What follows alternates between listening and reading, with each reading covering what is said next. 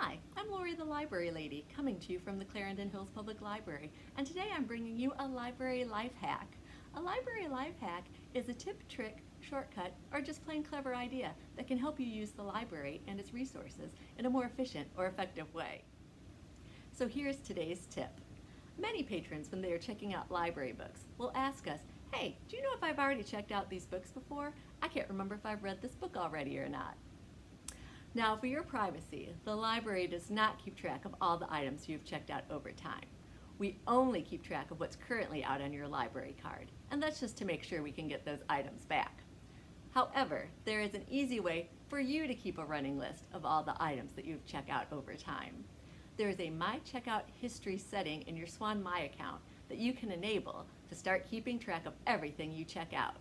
Now, enabling this feature will not bring up all your past checkouts, but it will start keeping track of everything you currently have checked out and then everything you check out from that day forward.